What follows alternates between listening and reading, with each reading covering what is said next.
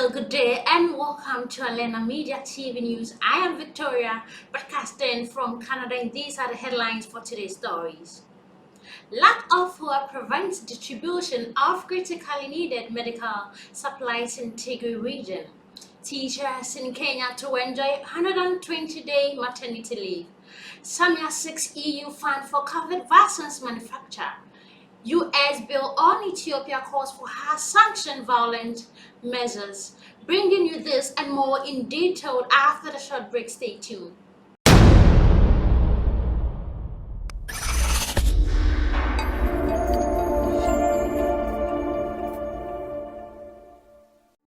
Hello and welcome back from that short break. Now, news in detail. Lack of fuel prevents distribution of critically needed medical supplies in Tigray region. WHO has been permitted to deliver medical supplies to Tigray, Ethiopia for the first time since July 2021, but there is no fuel to contribute them to health centers. The supply, which are now in storage until they can be distributed, include essential medical equipment, personal protective equipment, antibiotics, medicines for malaria and diabetes, including insulin treatment for severe acute malnutrition, and medicines and supplies for reproductive health. Our partner, the World Food Programme, began airlifting them to Mekelle in Tigray on 11th February. More shipments are planned this week. Fuel for humanitarian operations has not been allowed into Tigray since August 2021, except for two WFP trucks in November. The lack of fuel, cash, and supplies has caused humanitarian operations in Tigray to be reduced or suspended altogether. As highlighted in OCHA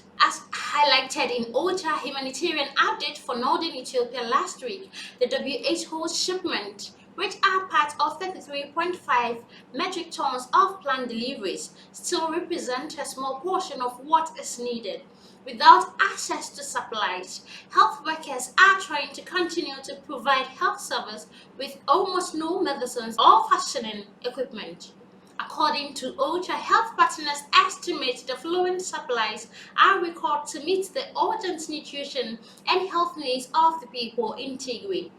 2,200,000 metric tons of emergency health kit, 1.5 million doses of cholera vaccines, polio oral vaccination for 8,880 children under 5 years, more than 30,000 metric tons of nutrition supplies for the treatment of severe acute malnutrition in outpatient clinics, and 100 metric tons for children hospitalized at stabilization centers, about 830 metric tons of nutrient supplement to fortify the nutrition of 1.4 million people, mainly women and children, in 15,000 metric tons of vitamin A supplement. Malnutrition rate among children and pregnant and breastfeeding women in Tigray, as well as Amhara and Afar, remain unusually high. For example, nutrition screening campaigns conducted in recent months found that 71% of pregnant and breastfeeding women in Tigray were acutely malnourished. The figure in Afar was 45% and Amhara was 14%. Access has been relatively easier in Amhara and Afar regions, with WHO shipping 84 metric tons of supplies in late December 2021.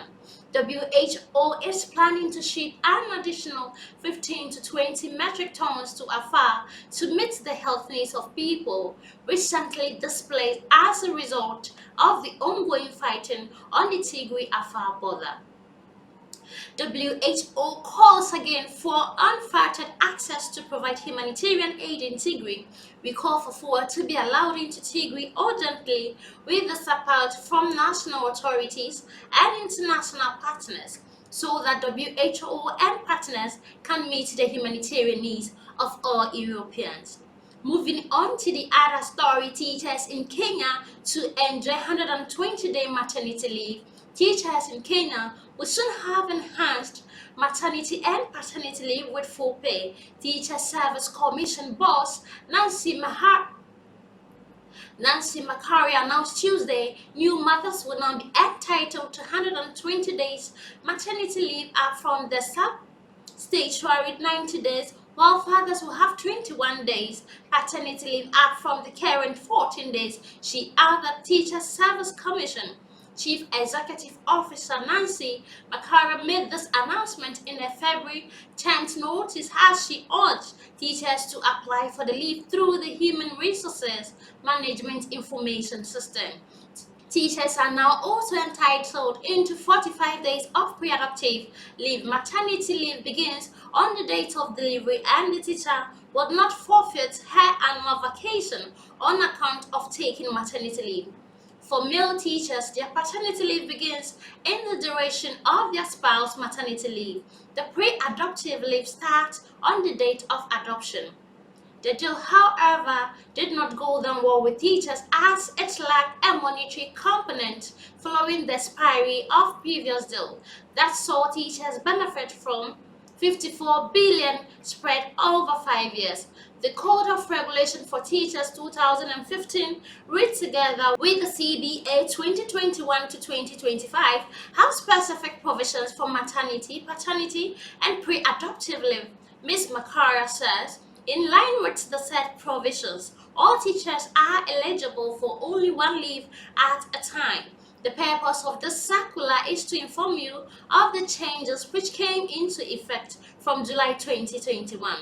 The Kenya National Union of Teachers and the Kenya Union of Post-Primary Teachers are trying to renegotiate the CBA with the TSC but have remained Kagi about the progress of the talks. Last month, Kuppet gave the TSC 21 days, which lapsed last week, to give them a response, or they would call a nationwide strike. That could disrupt national examination scheduled for next month. Moving on to the other story, Samia 6 EU fine for COVID vaccine manufacturer. Tanzania plans to start manufacturing COVID-19 vaccines in a move aimed at cutting the cost of importing them. President Samia Suluhu has asked the European Union to consider funding the plan as the country seeks to become a major exporter of vaccines in East and Southern Africa. Tanzania wishes to submit a proposal on the same, and I am looking forward to facilitate of this idea into fruitful projects. He trusts his plans, when implemented, will open new avenues to deepen our ties. President Suluhu told the European Council President Charles Michel during visit to Belgium. Tanzania estimates to spend about $216 billion by 2030 importing vaccines, which the president says underlies the importance of building local manufacturing capacity, according to a statement released on Wednesday by the Director of Presidential Communication, Zuhura Yunus. Tanzania has revealed development assistance from the EU worth more than 2.3 billion euros since 1995. Going to the other story, U.S. bill on Ethiopia calls for harsh sanctions, violent measures. Global Peaceful Movement has denounced the orally entitled Ethiopia Stabilization, Peace and Democracy Act, H.R. 600, which calls for the imposition of harsh sanctions and violent measures against Ethiopia by the U.S. In its statement, the movement has reaffirmed that it stands unified against H.R. 600, U.S. aggression towards Ethiopia, Eritrea, and Somalia.